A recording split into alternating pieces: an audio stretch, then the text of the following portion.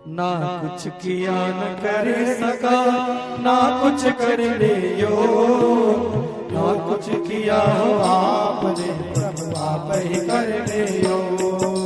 सब कुछ दिया है आपने, भेंट करूं क्या नाम, नमस्कार का भेंट है प्रभु दोनों हाथ। आप सभी को जय सीताराम, जय माँ भगवती, हर हर महादेव। मैं श्री बालाजी महाराज के चरणों का तुच्छदास राजन गोयल माँ काल का भगवती के यूट्यूब चैनल पर आप सभी का हार्दिक स्वागत करता हूँ। आज हमारा जो टॉपिक है वो गुरु के ऊपर है। गुरु केवलम कृपा। गुरु क्या है? सभी शास्त्रों में, हमारों में, सभी वेदों में सभी को सबसे बड़ा स्थान गुरु का दिया गया है।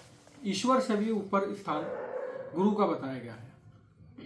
कहा जाता है ध्यान मूलम गुरु मूर्ति, पूजा मूलम गुरु पदम, मंत्र मूलम गुरु वाक्यम, मोक्ष मूलम गुरु कृपा। गुरु ही सर्वव्यापी है, गुरु ही करता धरता है, गुरु ही भाग्य विधाता है। देखिए, जब से हम सभी लोगों ने जन्म लिया है, जब से हमारे जीवन में नया नया कुछ ना कुछ सीखना चलता रहता है। इसे जन्म होते ही जो हमारे जो सर्वप्रथम गुरु होते हैं वो हमारे माता पिता होते हैं। माता पिता हमें चलना सिखाते हैं, दुनियादारी से जीना सिखाते हैं,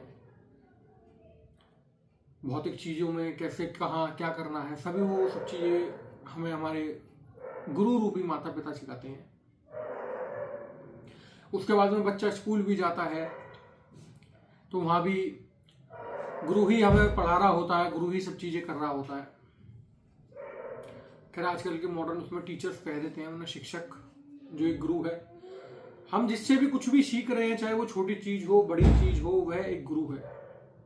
बल्कि जब हम बात करें तंत्र की, साधना की, उपासकों की, तो उसमें गुरु का स्थान और भी बड़ा और महत्व अधिक बढ़ जाता है।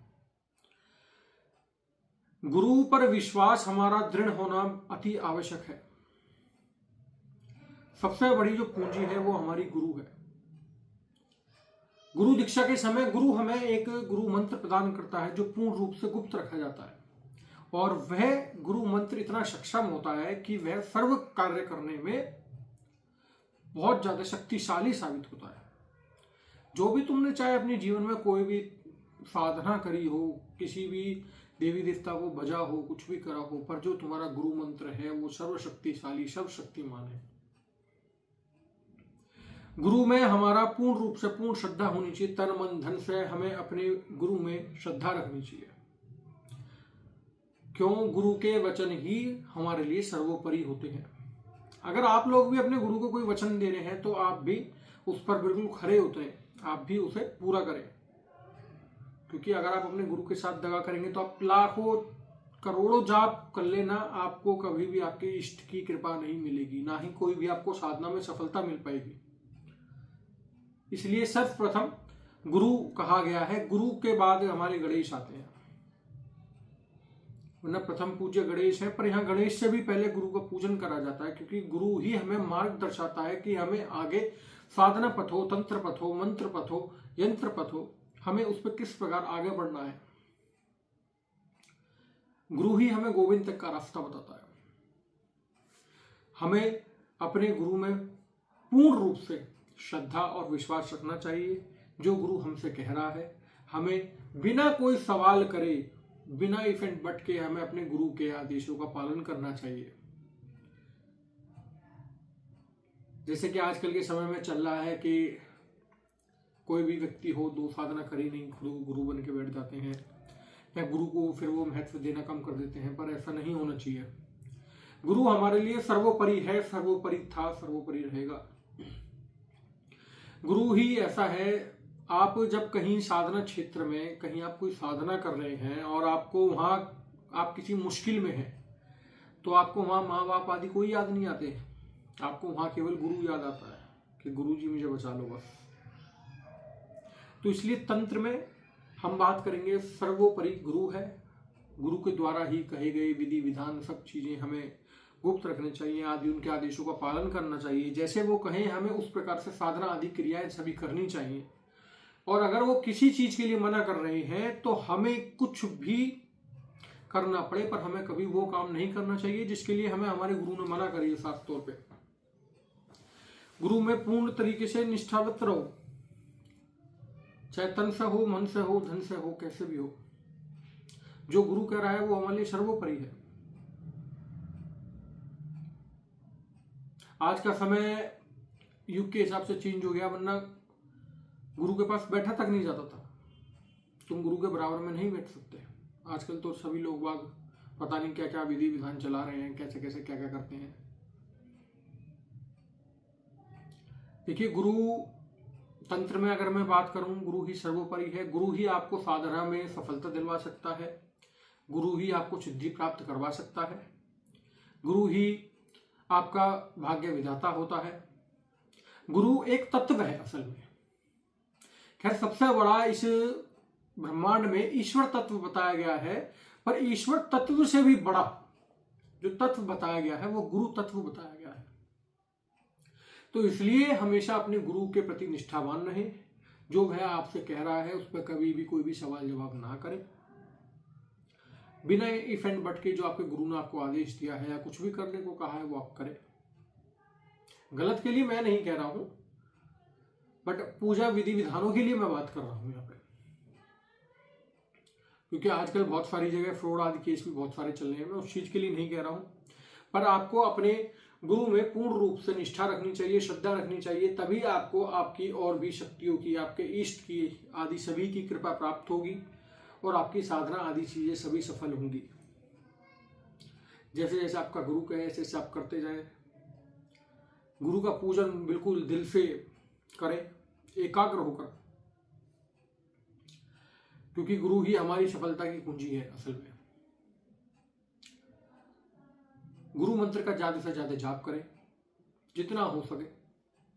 जो आपको गुरु द्वारा प्रदत्त किया गया होगा उसे हमेशा गुप्त रखें। गुरु के विधि विधानों को गुप्त रखें। अगर आपने गुरु को कोई वचन दिया है तो उसका अवश्य रूप से पालन करें। उसका पालन करना आपके लिए सबसे बड़ी प्रायोरिटी होनी चाहिए।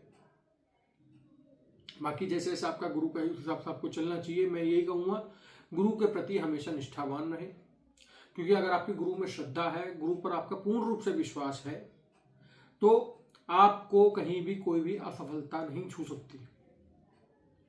और अगर आपका अपने गुरु में थोड़ा भी अविश्वास है तो आप लाखों करोड़ों कितने विधि विधान, पूजा, व्रत आदि आप कुछ भी करिए, आपको कभी सफलता नहीं मिलने की। इसलिए अपने गुरु को पूरी निष्ठावान तरीके से समर्पित रहे। अगर कभी कोई बात अपने मन में आ भी जाए गुरु के प्रति तो गुरु से क्षमा मांगकर गुरु को वह बातें बता देनी चाहिए कि गुरु जी, मेरे मन में आपके प्रति ऐसे ऐसे सवाल आते हैं। और गुरु बनाने के लिए बात आती है तो हमें जो गुरु मिलता है वो हमारे अच्छे कर्मों और भाग्य से मिलता है। क्योंकि हर मुश्किल पे जहां कोई साथ नहीं देता वहां गुरु साथ देता है। जब हमारे अच्छे कर्म होंगे, जब हमारा भाग्य अच्छा होगा, तभी हमें जाके एक योग्य अच्छा गुरु मिलता है। कभी गुरुओं में कंपटीशन ना करें कि तेरा गुरु बड़ा है, मेरा गुरु बड़ा है। ये गुरु कोई कंपटीशन की चीज नहीं है। निष्ठा भाव का प्रतीक है गुरु, श्रद्धा का प्रतीक है गुरु। गुरु में पूर्ण रूप से श्रद्धा होनी चाहिए। इसलिए गुरु सर्वोपरि है। गुरु के आदेशों का पालन करें। अगर आप स्पेशली तंत्र साधनाओं में हैं तो यहाँ सबसे बड़ा महत्व जो है वो गुरु का बताया गया है।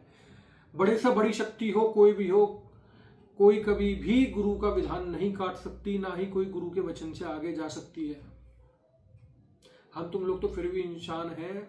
जो परलोक की शक्तियां हैं वह भी गुरु के वचनों को नहीं काटती हैं। अब आप इस बात का अंदाजा लगा सकते हैं कि गुरु कितनी बड़ी चीज होता है। गुरु तत्व की इज्जत करें, सम्मान दें। कभी गुरु के प्रति अविश्वास मन में ना लाएं। गुरु को हमेशा सम्मान रूप से ही देखें। हमेशा निष्ठा उनके प्रति हमारी पूर्ण रहनी चाहिए। पूर्ण रूप से हम उन्हें समर्पित होने चाहिए। मेरे हिसाब से आप लोगों को गुरु के प्रति मैंने जो बताया है वो आपको समझ में आया होगा। बाकी अगर आपका कोई भी सवाल रहता है तो आप हमें कमेंट के द्वारा बता सकते हैं। मेरा कहना यही रहेगा, गुरु को ही सर्वोपरि माने। गुरु ही आपका कर्ता धर्ता है, आपका भाग्य विधाता है। आप जितनी गुरु में निष्ठा भाव रखेंगे उतनी ही जल्दी आप तंत्र क्षेत्र में सफलता पाएंगे, आप उतनी ही जल्दी साधनाओं में आगे बढ़ेंगे, उतनी ही जल्दी आपके ऊपर आपकी इष्ट की कृपा होगी, उतनी ही जल्दी आपके आदि देवी देवता सभी आपका कृपा करेंगे, आपको सिद्धि जभी मिलेगी। गुरु के प्रति पूर्ण रूप से समर्पित रहें, गुरु के आदेशों का पालन करें, गुरु को जो आपने वचन दिए हैं वह उनका पूर्ण रूप से पालन करें।